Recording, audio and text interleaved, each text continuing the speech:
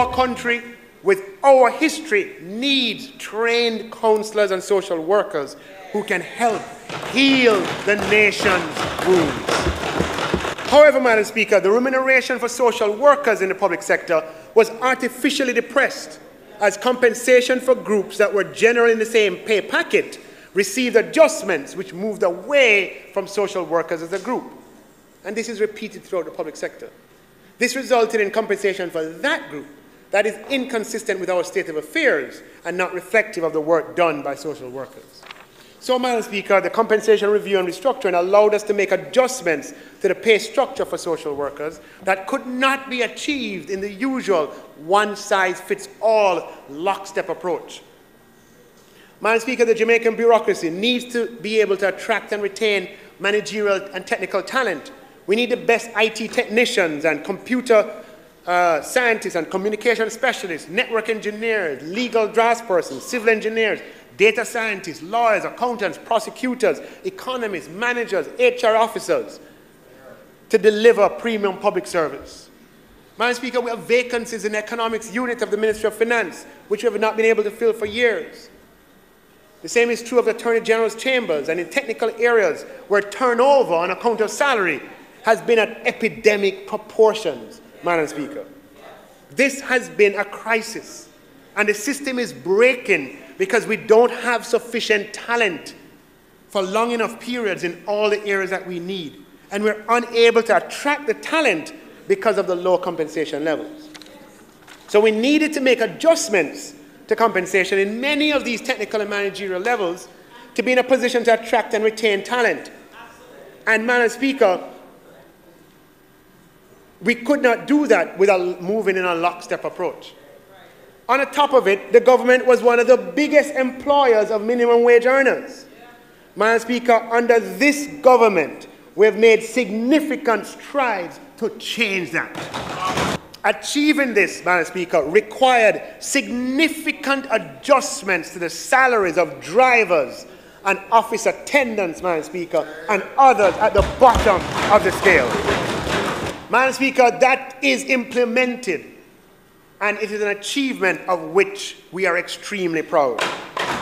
So, Madam Speaker, as we map from 325 separate salary scales to 16, the compensation restructuring by design resulted in differential upward adjustments across the public sector. And this was and is at the root of much of the unease and tension that's been observed.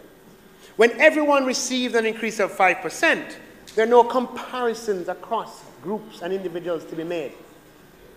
However, in a compensation restructuring, with differentiated outcomes, comparisons are inevitable.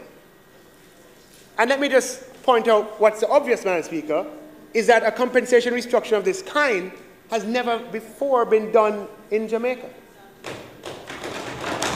So instead of the employee looking at what he or she has received in the context of what he has received or she has received in the past, persons begin to compare with their perception or what they've heard of the circumstances of others without full information. Madam Speaker, in previous settlements over the past decade between 2012-2013 and 21-22, public sector salaries have been adjusted by 28% if you add it up on gross salaries. If you compound it, you get 31.6%.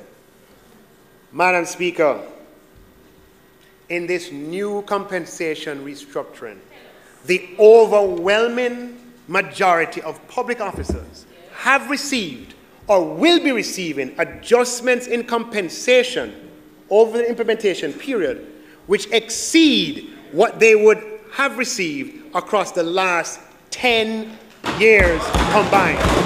And many in the first year will receive increases that are higher than the last 10 years combined. Let me be more definitive, Madam Speaker. Wages and salaries will increase by more in this public sector restructuring than it has increased in dollar terms over the previous decade. And I have the figures for you to see. Okay, Madam Speaker, the increase in this year alone is $102.7 billion. Last year, for the entire public service, it was 18.7 billion. The year before, 11 billion. The year before, 11 billion. You get the point. Okay? Now, there are some complications about where allowances are and so on, but the point is there. Now, when you add up everything over those 10 years, Madam Speaker, you get 102.2 billion over those 10 years. And this year, you have 102.8. This is a quick analysis, Madam Speaker, but the point is unmistakably clear of the effort the government is making, Madam Speaker. And Madam Speaker, this just represents the first year of the public sector restructuring.